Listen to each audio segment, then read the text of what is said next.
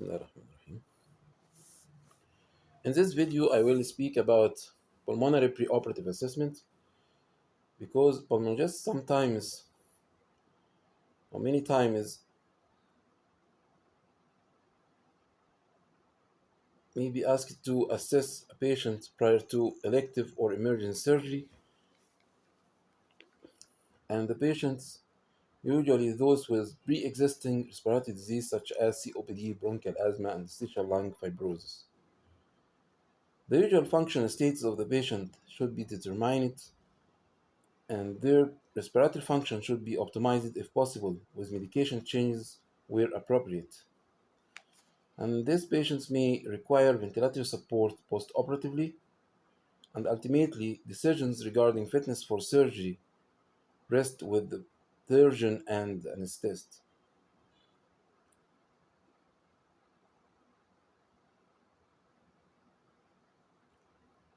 Risk factors for perioperative complications include thoracic or upper abdominal surgery, when the length of anesthesia is more than 3.5 hours, and patients who are smoker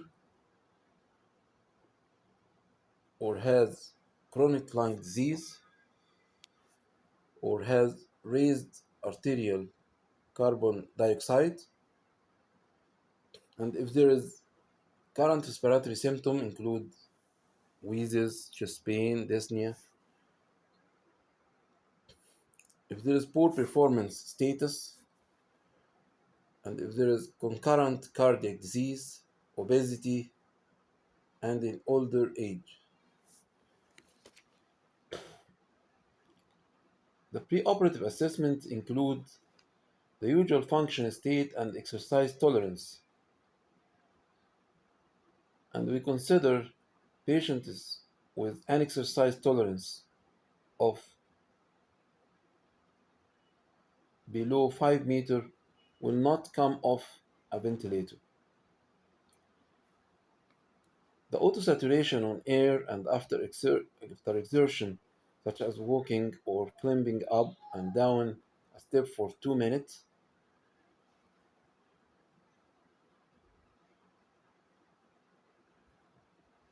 should assist, and the cardiopulmonary exercise test may be necessary.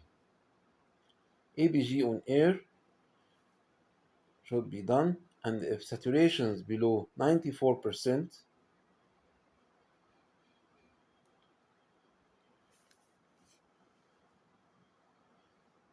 and the risk of surgery increase as the CO2 increases.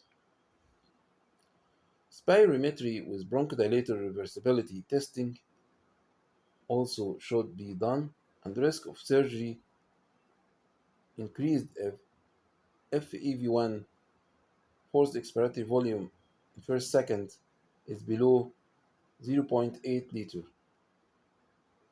Of course, chest X-ray if patient below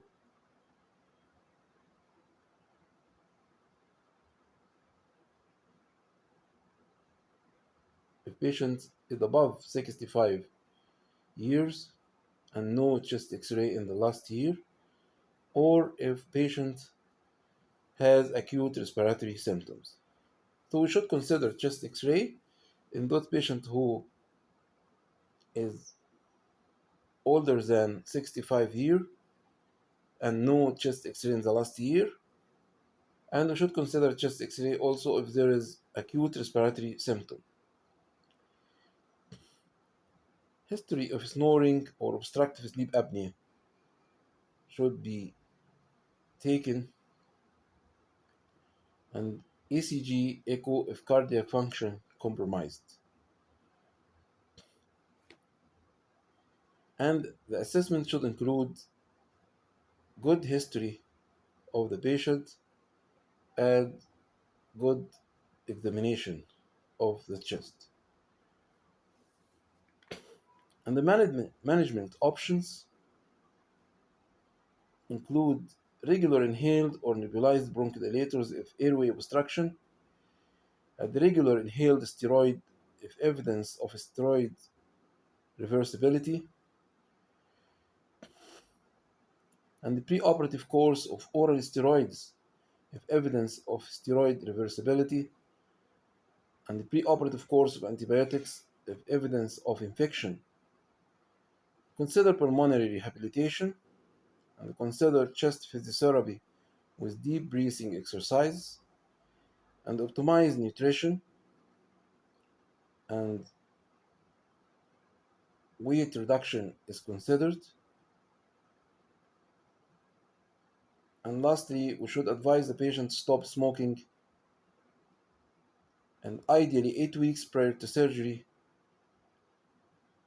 will reduce the post-operative complication rate. That's all, and thank you.